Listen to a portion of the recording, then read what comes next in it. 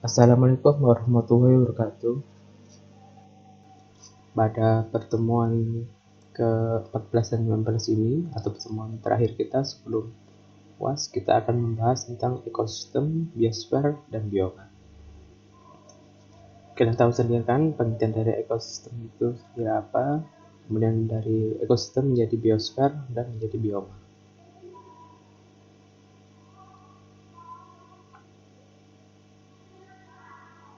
Nah, di sini dijelaskan ekosistem adalah lingkungan biologis yang terdiri dari semua organisme hidup di daerah tertentu, serta semua benda tak hidup abiotik, komponen fisik dari lingkungan seperti udara, air, tanah, serta sinar matahari yang saling berinteraksi.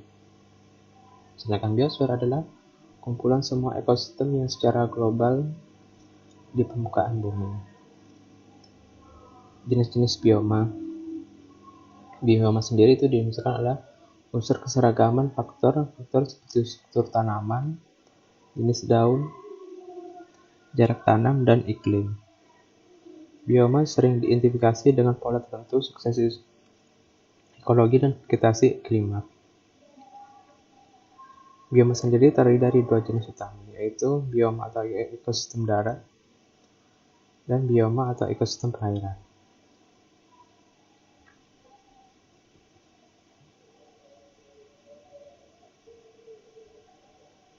Nah, di ekosistem darat, bioma gurun, ciri-cirinya ini. Beberapa bioma gurun terdapat di daerah tropik yang berbatasan dengan padang rumput. Cirinya gersang, curah hujannya rendah, suhu siang hari sangat panas dan malam hari rendah, jadi perubahan suhunya sangat drastis. Kemudian tumbuhan semusim terdapat di gurun, itu umumnya berukuran kecil.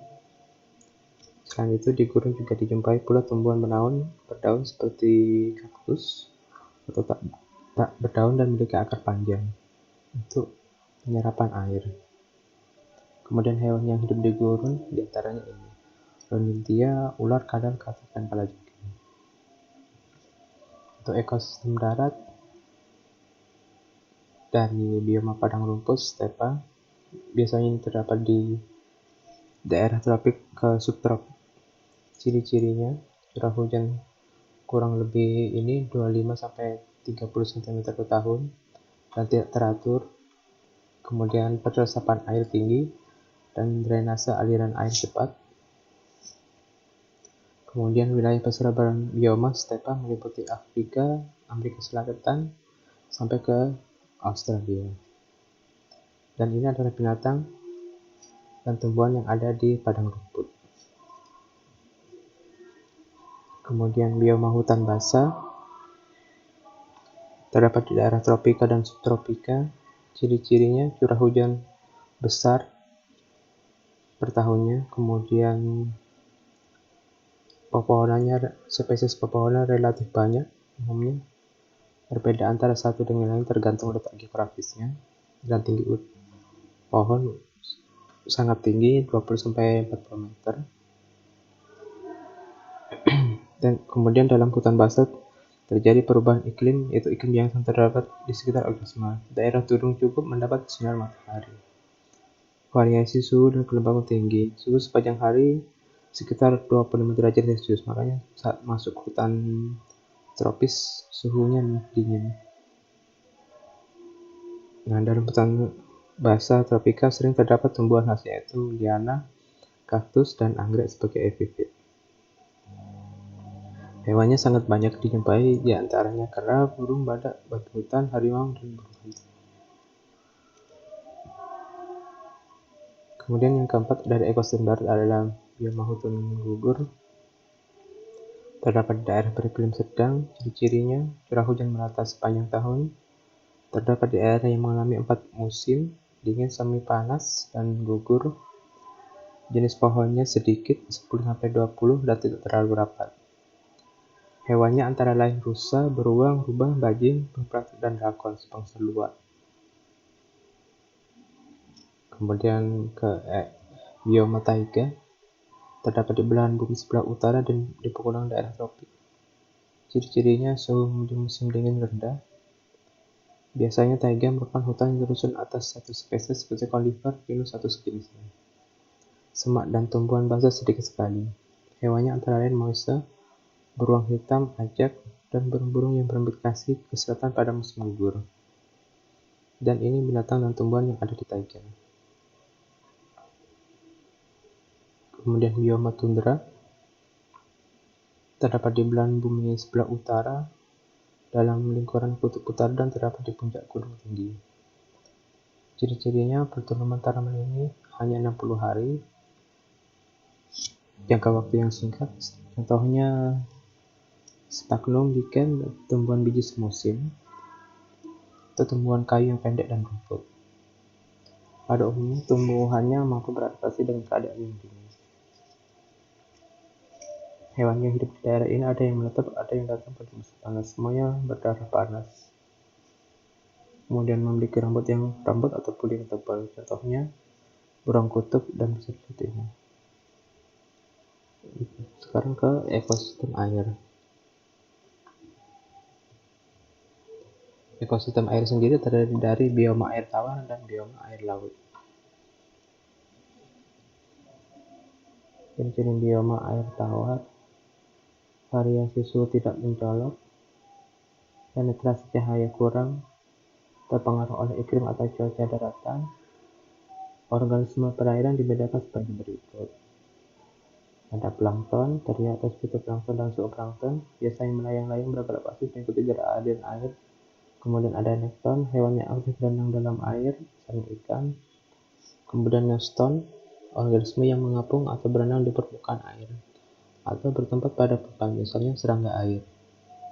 Kemudian yang keempat, perifiton, merupakan tumbuhan atau hewan yang melekat bergantung pada tumbuhan atau belayan, misalnya keong. Yang kelima adalah bentos, hewan atau tumbuhan yang hidup di dasar atau hidup pada endapan. Bentos dapat melekat atau bergerak bebas, misalnya cacing dan remis. Oke, sekarang kita bahas tentang laut. Habitat laut ditandai oleh salinitas yang tinggi. Ion Cl atau garamnya mencapai 55%, terutama di daerah laut tropik. Di daerah tropik, suhu laut sekitar 25 derajat Celcius. Ada perbedaan suhu yang tinggi antara bagian atas dan bawah laut. Batas antara lapisan air yang panas di bagian atas dengan air yang dingin di bagian bawah disebut daerah termoklim. Menurut kedalamannya, ekosistem air laut dibagi: litoral, daerah yang berbatasan dengan darat; neretik, daerah yang masih dapat ditembus cahaya matahari dan kedalaman 300 meter. Kemudian basial, daerah yang dalamnya berkisar 200 sampai 2.500 meter. Dan abisal, merupakan daerah yang lebih jauh dan lebih dalam dari pantai.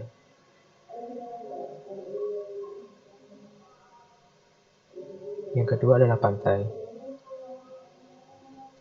Ekosistem pantai letaknya berbatasan dengan ekosistem darat dan laut, atau disebut daerah pasang surut. Ekosistem pantai dipengaruhi oleh siklus harian pasang surut laut.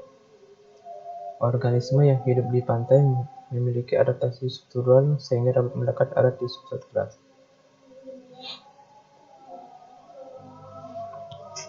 Yang ketiga adalah estuari. Estuari atau muara sungai merupakan tempat bersatunya sungai dengan laut. Estuari sering dipagari oleh lempengan lumpur yang luas atau rawa garam. Salinitas air berubah secara bertahap mulai dari daerah air tawar ke laut. Salinitas ini juga dipengaruhi oleh siklus harian dengan pasang surut airnya. Nutrien dari sungai memperkaya estuari. Yang keempat adalah terumbu karang. Terumbu karang adalah sekumpulan hewan karang yang bersumber dengan sejenis tumbuhan alga. Terumbu karang termasuk dalam jenis filum Cnidaria kelas Anthozoa yang memiliki tentakel. Terumbu karang didominasi oleh karang koral yang mensekresikan kalsium karbonat. Rangka dari kalsium karbonat ini bermacam-macam bentuknya dan menyusun struktur tempat hidup karang lain dan ganggang. Terumbu karang merupakan habitat atau tempat bagi berbagai spesies tumbuhan laut, hewan laut, dan mikroorganisme laut lainnya yang belum diketahui. Maka dari itu, Dan dari terumbu karang ini sangat penting sekali untuk dijaga dan dilestarikan. Nah, manfaat terumbu karang, tempat hidup ikan tentunya, kemudian juga untuk ekonomi, yaitu untuk pariwisata, wisata bahari, kemudian untuk penelitian dan pemetaan biota perairan yang terkandung di sekitar terumbu karang. Nah, dari penjabaran tadi, kita akan ke ekosistem. Ekosistem sendiri itu penyusunnya ada komponen abiotik, yaitu air, udara, cahaya matahari, sampai garam mineral. Kemudian ada biotik. Biotik sendiri terdiri dari produsen, itu adalah tumbuhan yang bisa membuat makanannya sendiri, kemudian konsumen, dari hewan pertama yang makan tumbuhan sampai hewan memakan hewan lainnya, karnivor. Dan yang ketiga adalah pengurai, decomposer, yaitu mengurai senyawa organik dari menjadi anorganik, yaitu contohnya jamur dan bakteri. Ini pengurai adalah makhluk hidup yang menguraikan dari organisme yang telah mati.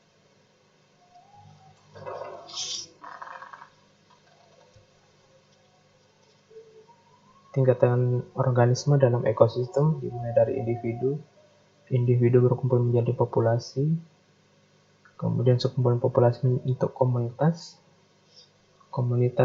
saling berkumpul lagi menjadi ekosistem, dan kumpulan dari ekosistem membentuk biosfer. Nah, seluruh ekosistem dunia ini disebut biosfer. Dalam biosfer, setiap makhluk hidup menempati lingkungan yang cocok untuk hidupnya. Lingkungan atau tempat cocok untuk hidupnya disebut habitat. Nah, dalam biologi kita sering menggunakan istilah habitat atau makhluk hidup mikro. Untuk makhluk hidup mikro itu jamur bakteri, yaitu disebut substrat, karena dia itu mendapatkan nutrisi dari tempat hidupnya.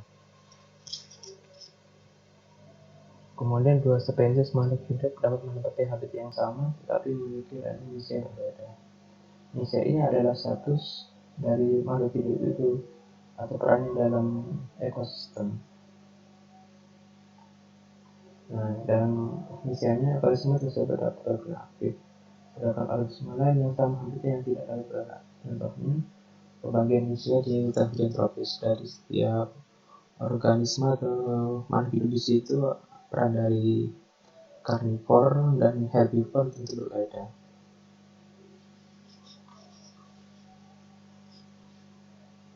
Sekarang ke aliran energi ekosistem. Di sini dijelaskan dalam skema untuk siklus materi itu, materi kemudian dipanen oleh produsen tumbuhan, kemudian energinya disalurkan ke konsumen 1 sampai konsumen 3, kemudian diuraikan oleh decomposer, kemudian lagi untuk digunakan lagi oleh produsen.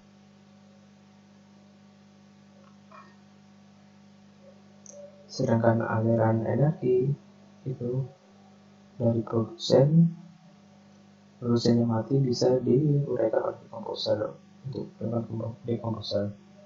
Jika produsen itu tapi hidup, diuraikan ke konsumen 1 sampai konsumen 3.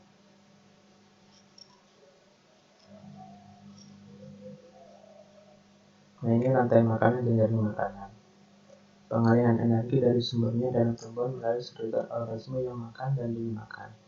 Apabila rantai makanan yang satu dengan yang lain terdapat hubungan, ada kembali yang sama, maka beberapa rantai makanan akan membentuk jaring makanan. Misalnya dari sini tumbuhan tadi dimakan tikus kemudian dimakan oleh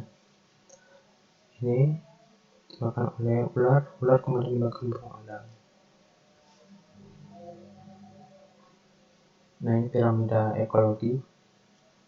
Jumlah energi yang terbagi ada di sini karena hewan itu butuhnya sekitar 10% untuk energinya, selanjutnya itu diuraikan. Di piramida ekologi ini, subtrofik dapat disusun secara urut sesuai hubungan makan dan makan. Antrofik yang secara umum memperhatikan bentuk wujud atau piramid. Gambaran susunan antrofik dapat disusun berdasarkan keadaan populasi, berat kering maupun kemampuan menyimpan energi pada tiap trofik yang disebut piramida ekologi. Piramida ekologi ini berfungsi untuk menunjukkan gambar perbandingan antrofik pada suatu ekosistem. Pada tingkat pertama, ditempati produsen sebagai dasar dari piramida ekologi, selanjutnya konsumen primer bersiap sampai konsumen puncak.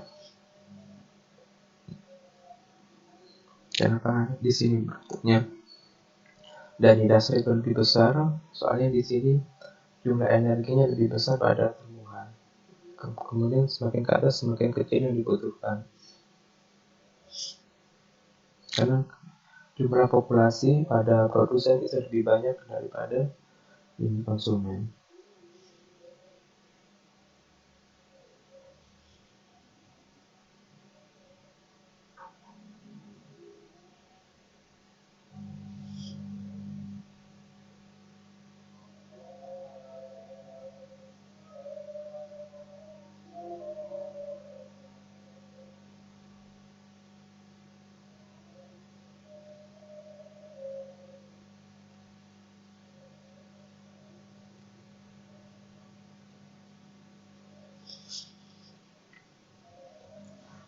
Nah, ini piramida energi. Dari pencatatan saya di sini, jumlah unit energi yang tersimpan pada produsen itu lebih besar daripada konsumen pertama sampai konsumen puncak. Karena semakin ke atas, konsumennya semakin sedikit membutuhkan energi. Dan juga jumlah produsennya lebih kecil daripada produsen. Di sini jelaskan piramida energi adalah piramida yang menggambarkan hilangnya energi pada saat perpindahan energi makan setiap tingkat trofik dalam suatu ekosistem. Pada piramida energi terjadi penurunan sejumlah energi berturut yang tersedia di setiap tingkat trofik.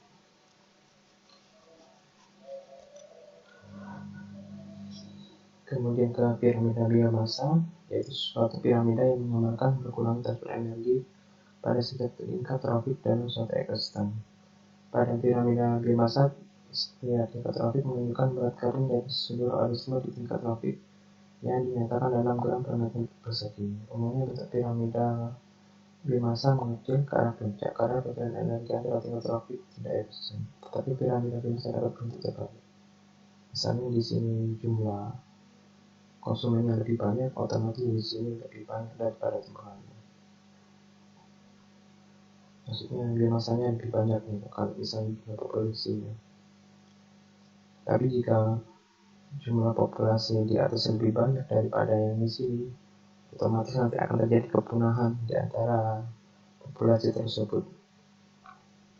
Bisa misalnya kalau ini lebih banyak dari produsennya, tentu tumbuhan akan habis. Jika tumbuhan habis, maka ini akan mati. Kemudian ini tidak dapat nutrisi dari kelinci, dan juga konsumen pun juga tidak akan mendapat nutrisi dari konsumen yang ketiga ini.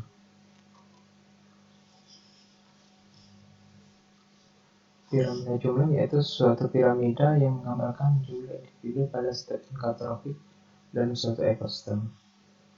Piramida jumlah umumnya berbentuk meningkat ke atas. Variasi piramida jumlah mulai tingkat trofik terendah sampai puncak adalah sama seperti piramida yang lain, yaitu produsen, konsumen primer, dan konsumen sekunder, dan konsumen tersier. Artinya jumlah tumbuhan dalam taraf trofik pertama lebih banyak daripada hewan konsumen primer di taraf trofik kedua. Oke, sekarang ke suksesi. Suksesi adalah perubahan dalam ekosistem terjadi secara perlahan dalam waktu tertentu sehingga terbentuk komunitas baru.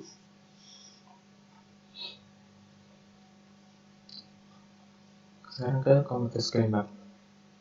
Hasil akhir dari suksesi, keseimbangan komunitas baik abiotik dan habitat setelah mengalami suksesi. Jadi di sini menjelaskan perubahan ekosistem dari ekosistem awal menjadi ekosistem akhir, dan itu disebut komunitas klimaks. Ini sukses primer ada dua. Yang pertama sukses primer dan suksesi awal pada komunitas yang telah musnah sehingga terbentuk komunitas baru. Contohnya terumbu karang yang terangkat keluar lama-lama akan membentuk daratan. Contohnya ini suksesi di burung keraton yang telah meletus pada tahun 1803 menjadi daratan. Kemudian suksesi sekunder pembentukan kembali suatu komunitas ke bentuk kondisi awal setelah mengalami kerusakan. Contohnya kebakaran hutan lama-kelamaan akan kembali pulih, atau sawah, ladang, padang alami yang terbakar atau tak terurus akan kembali ke awal lagi.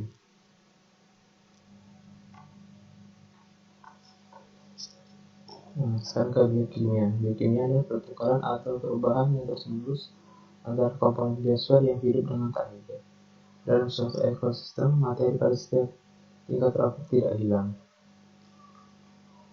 Materi berupa unsur-unsur penyusun bahan organik seperti daur ulang. Unsur-unsur tersebut masuk ke dalam komponen biotik melalui udara, tanah, dan air.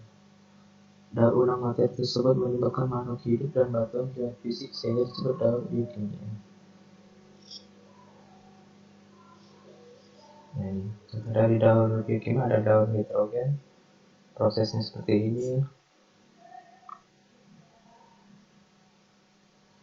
Nitrogen yang ada di udara ditangkap oleh bakteri yang ada di tanah, kemudian dimakan oleh tumbuhan, kemudian berdaur ulang kembali ke udara. Ini contohnya lagi dari siklus fosfor, di mana tumbuhan juga memanfaatkannya dari udara. Fosfor masuk ke tanah melalui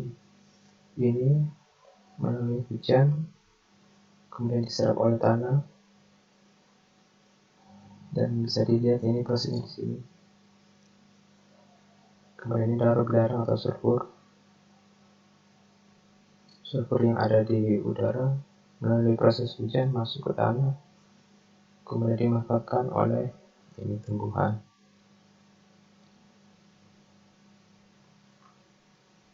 Proses terjadinya sulfur terjadi akibat dari proses terjadinya pembakaran bahan bakar fosil batubara atau terjadi akibat adanya aktivitas gunung berapi. Lalu asapnya itu akan naik ke atmosfer atau udara. Sulfur oksida itu akan berada di awan yang menjadi hidrolitik air membentuk H2SO4.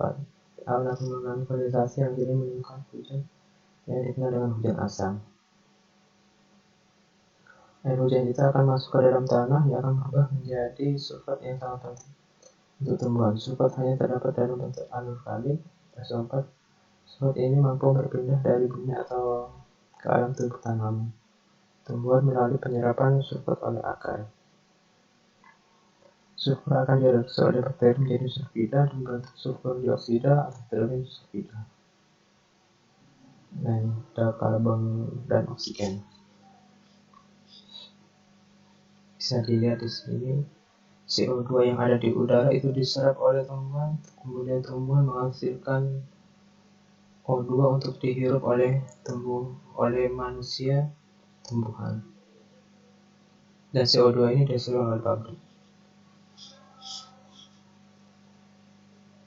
Di sini terdapat kesetimbangan antara fotosintesis dan respirasi sel.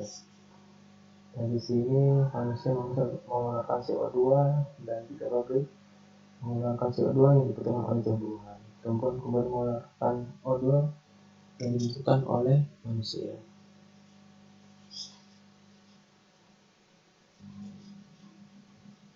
Dari gambaran tersebut, siklus oksigen ini menggambarkan pertukaran dari oksigen antara bentuk gas O2 yang terdapat dengan jumlah besar dalam oksigen dan oksigen yang terdapat secara kimia dalam CO2, H2O, dan bahan-bahan organik.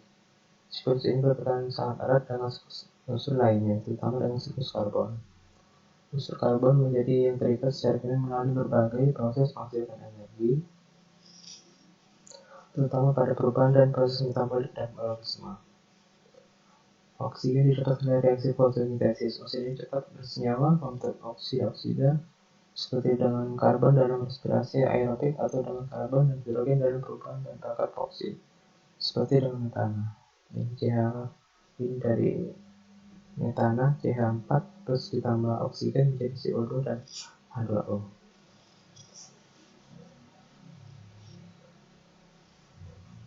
Suatu aspek yang sangat penting dari siklus di satu surya yaitu proses pembentukan ozon.